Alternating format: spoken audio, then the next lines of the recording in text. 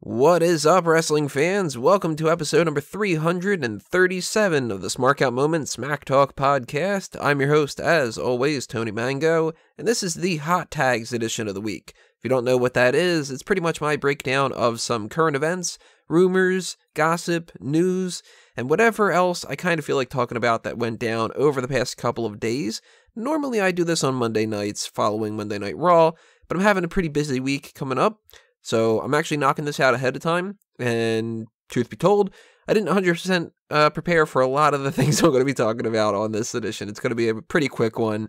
It's just me. It's Sunday night. It's 11:30 at night, and it's not going to be the best edition. So I apologize in ahead of time for that. We'll have better ones next week and so on and so forth. We already actually recorded our main event for this week. It's going to be coming up a little bit later on, probably Wednesday or so, and that is a Play the Game edition. Real fun edition of that. I liked it a lot, so you're going to like that much better than this, at the very least. But let's just dive right into this here with some of these random topics that I've got written down here. One of them is something that we touched upon a tiny bit in that Play the Game thing, I think, where we talked about it last week with the Mount Rushmore. I don't remember for sure. We talked about it at some point, but piggybacking off of whatever we had talked about, there are rumors going around that John Cena is now dating Carmella, or maybe not so necessarily dating Carmella, but more so fucking her. There was this whole report going around of a celebrity in some capacity is dating somebody else from a reality show that is associated with them and whatever. It was this anonymous report on this website that does like some scoops and maybe sometimes doesn't. Really not the most structurally sound foundation to go off of. And some people took that for some reason as meaning, well, this might be John Cena and Nikki Bella that they're talking about, and that John Cena is dating somebody from Total Divas, and that's Carmella. All these jumps to get to this kind of point, it seems like it's completely untrue in a lot of different ways, and there's actually other reports that are saying that John Cena and Nikki Bella are still dating somewhat, and that they're maybe just like booty calls, and there's other reports saying that they're going to get back together, there's other reports saying that they're going to get back together in a year. It's all insanity.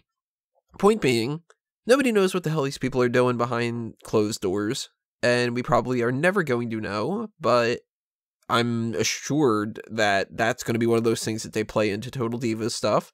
And I highly doubt that this is really like a John Cena and Carmella dating type of thing. I think that this is all unfounded bullshit rumors. And if you're the type of person who loves that type of gossip, maybe you can follow it a little bit closer than I'm going to, because I'm not going to follow it. We have a lot of injuries to talk about, unfortunately. I always hate talking about injuries because it's never anything good, but yeah, things have happened. One of them is that Tyler Bate has suffered an injury to his shoulder at the Super Strong Style tournament, and that actually influenced some of the stuff on NXT potentially, and it's actually going to have some kind of an impact, I would think, on 205 Live this upcoming week, because on Tuesday, they're supposed to be doing a 205 Live versus the UK tournament, UK division, not the tournament, type of a gimmick, and we know that Tyler Bate has worked in 205 Live before. He's one of the people that is actually under the 205 Live limit, so I kind of would have assumed that maybe Tyler Bate would have been a part of that. If he's out with an injury, that's not going to be the case. But other reports have been saying that it might not be too bad. So if he wrestles on 205 Live, then we know that it isn't as bad as that it could potentially have been. If he doesn't, then maybe he's going to be out for a little bit. Tino Sabbatelli and Riddick Moss are both out with injuries. Tino tore his pec, and he's supposed to be out for 8 months. And now Riddick Moss tore his Achilles tendon, and he is supposed to be out for 8 months. So that sucks, man, for the two of them, but it's almost kind of like it might not have happened at a better time, because I can't imagine that they would get any kind of big push coming forward. The War Raiders are going to get a big push, and they're going to be like the focal point.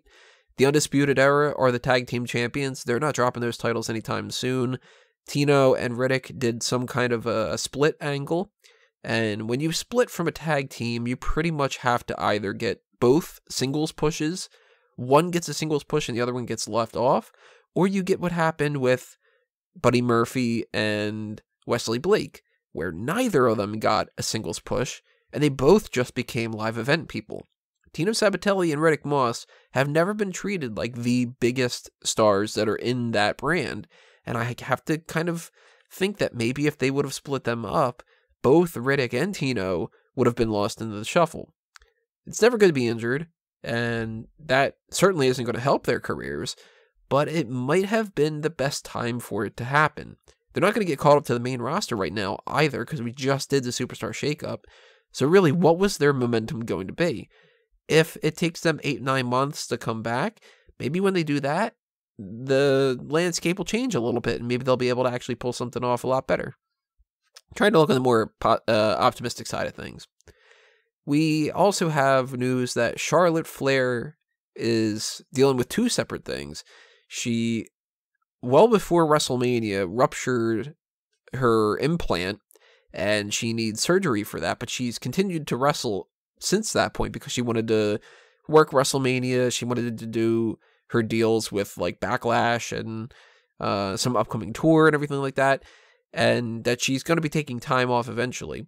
But she also broke some of her teeth the other day, so she can't catch a break, and she's supposed to be out for potentially several weeks when she gets this surgery to fix the implant, and that might not happen necessarily now. They might wait until after Money in the Bank, or they might do it now, then she might be able to still wrestle at Money in the Bank.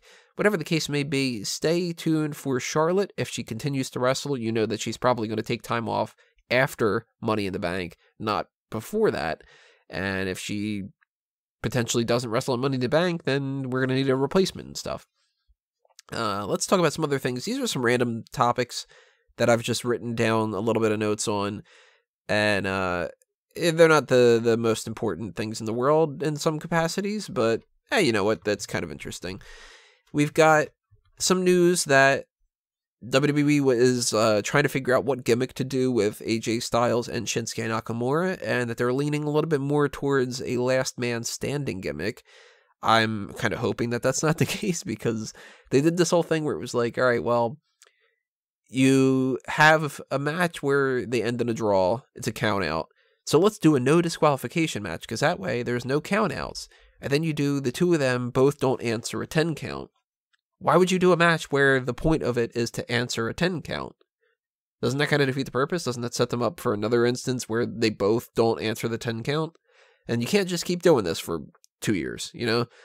So I hope that's not the case. I don't think that a ladder match works because they're just doing Money in the Bank. I don't think a steel cage works because why? I kind of just don't want this feud to continue anymore. I don't know about you guys. There are a lot of different signings that have been happening a lot, but no like official news about that, so that makes it difficult too. But two of the people are Keith Lee and Toni Storm, and then there's a whole list of them. I have never heard of any of these people. I had only heard of Keith Lee when it came to the WrestleMania Access stuff, and I've been hearing some good stuff about him, and he seems to be pretty much a lock.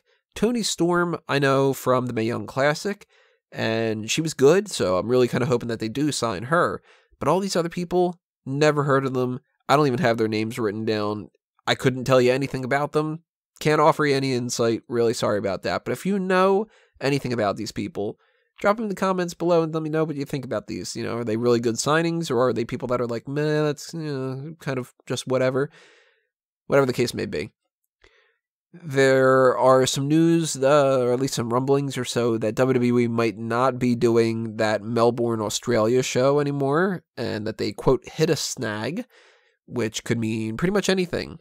Whether they can't book the venue, they can't get the time, they don't know what to do for it, or maybe they don't want to actually do that because of this whole Saudi Arabia show.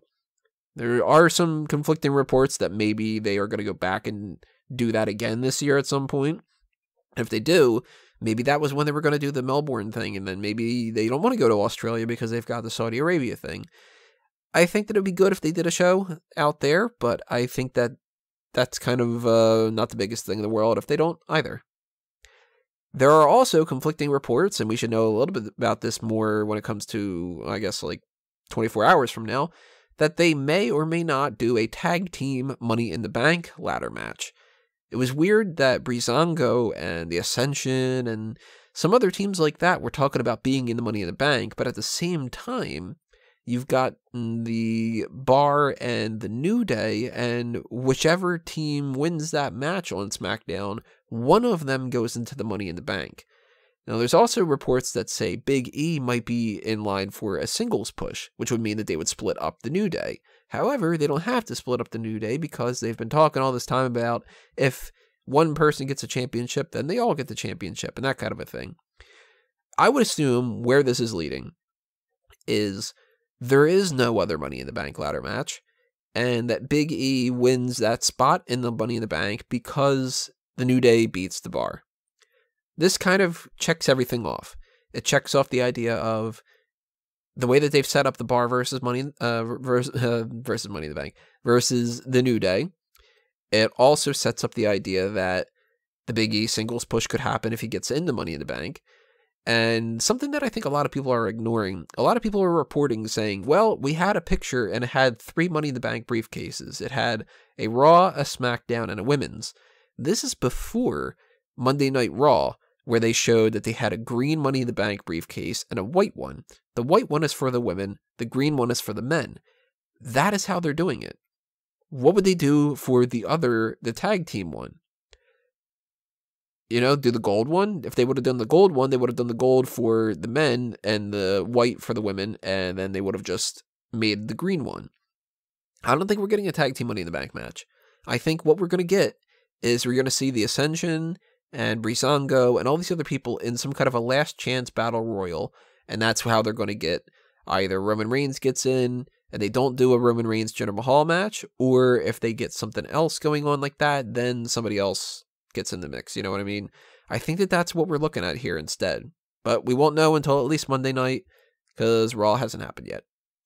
Another report about Neville, that he is just done with WWE. He's moved back to the United Kingdom. Nothing's going to happen with it, so that sucks. I was at least hoping that maybe he would be a part of the United Kingdom division, and maybe that's what they're going to do going forward, because they could do something along the lines of, like, Neville gets in the tournament, he wins the title, and then he's the UK champion. And it still could possibly happen, He could be in the United Kingdom, getting ready to be the main focal point of that kind of a thing, but I think more than likely it's probably just he's not going to be a part of WWE anymore. I also wanted to talk about the All In show. If you don't know what the All In show is by now, you are in a strange space, because why are you listening to this type of wrestling show if you don't even know what's going on with that? But the short end of it is Cody Rhodes and the Young Bucks and so on and so forth, they decided that they were going to try to sell out 10,000 seats and do this whole show that's like an indie type of spotlight. And for the past couple of months, it's been this idea that they've been kind of shopping around and stuff, and they slowly started to announce certain things. And they sold the tickets in about a half an hour. All the tickets are sold out, apparently, or at least like pretty much sold out. And that's awesome for them, because that proves that if you build up enough interest, you can get people to sign up, even though you don't have any matches necessarily 100% announced. They did announce that Rey Mysterio is going to be there, but they haven't said in what capacity.